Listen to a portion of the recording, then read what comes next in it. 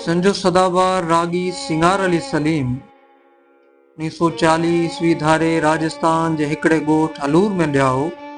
8 वरहनि जी ॼमार में पंहिंजे बुज़ुर्गनि सां गॾु पहिरीं बहावलपुर ऐं पोइ सखर में अची रहियो ऐं उते ई इब्तिदाई तालीम हासिल कयईं। सिंगार अली सलीम जवानीअ खां सुर संगीत सां नातो जोड़ियो। 1970 ईस्वी धारे हिन सैयद लाल हुसैन शाह सोर जो गज़ल बहारे जावदान ख़ामोश ॻाए सुर जे सफ़र जे बाक़ाइदा शुरूआत कई ऐं राग जी इब्तिदाई सिख्या उस्ताद अमानत अली ख़ान खां वरिती ऐं रियाज़त ऐं महिनत सां संगीत जी दुनिया में पंहिंजो बेमिसाल मुक़ाम हासिल कयो ऐं पंहिंजी हयातीअ जा 50 साल वॾे अक़ीदत ऐं रियाज़त सां सिंधी मौसीक़ीअ खे अर्पिया।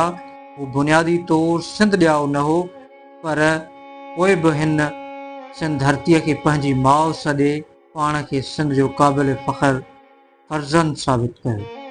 मेवाती घराणे जो ही वाहिद कलावत हो जंहिं क्लासिकी मौसीक़ीअ जे सुरनि जी ॼाण हूंदे बि सिंधी काफ़ी कलाम खे जेको हुस्न बख़्शियो उन जो मिसाल मिलणु महाल आहे। सुर लॻाइण ऐं सुर जो तासुर क़ाइमु रखण में हू पंहिंजो मटपाण हो, जेतोणीकि हू उस्ताद बड़े ग़ुलाम अली ख़ान जे भाउ उस्ताद अमानत अली ख़ान जो धाॻो ॿधी शागिर्द पिणो, पर काफ़ी कलाम लाइ मथसि उस्ताद अलह ॾिनो नूनारीअ जो असरु छाया, पर उन में हुन पंहिंजे ज़ाती दिलि खे छुहींदड़ रंग ऐं अंग बि शामिल कयो।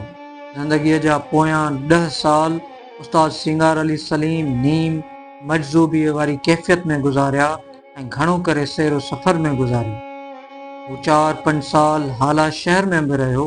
राणी फ़कीर सोढड़े जो मुक़ाम ॼण संदसि पंहिंजो घर हो, पर हालनि जे डॉक्टर अल्लाह ॾिने बचाए महमूद सां हिन जे जीअ जूं जड़ियूं हुयूं ऐं डॉक्टर साहब जी सिंगार अली सलीम सां मोहबत जो उहो आलम हो जो सिंगार जे लाॾाणे ते पंहिंजे अस्पताल जे अहाते में सोग जो तॾो विछायो हो।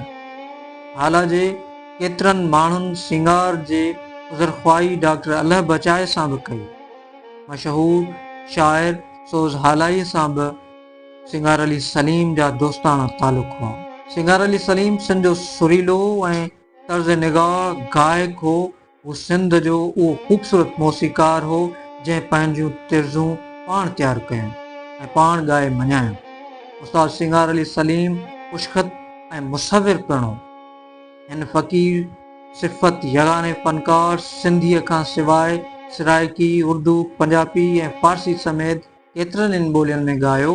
हिन बहितरीन मौसीक़ार जी हैसियत में तमामु घणनि कलामनि जी मौसीक़ी तरतीब ॾिनी जेके रेडियो, टीवी ऐं कैसेट जी दुनिया में पंहिंजो नालो पाण हो।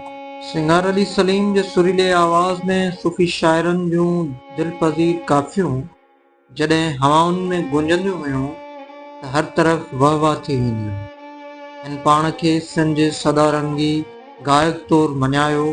खेसि रेडियो पाकिस्तान हैदराबाद ते मौसीक़ी शनास प्रोग्राम प्रोड्यूसर ग़ुलाम हुसैन शेख सभ खां अॻु काफ़ी कलाम लाइ रिकॉर्ड कयो।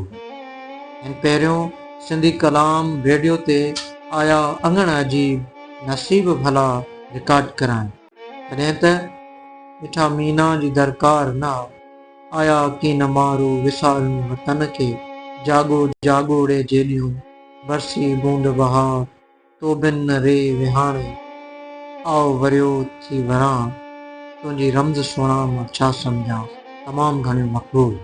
मख़सूस दरवेशाने लिबास में सुरनि आधार महफ़िल जुमाईंदड़ हिन सदा हयात फ़नकार खे सचल सरमस्त ऐं सुल्तान बाहू एवार्ड पिणु मिलिया।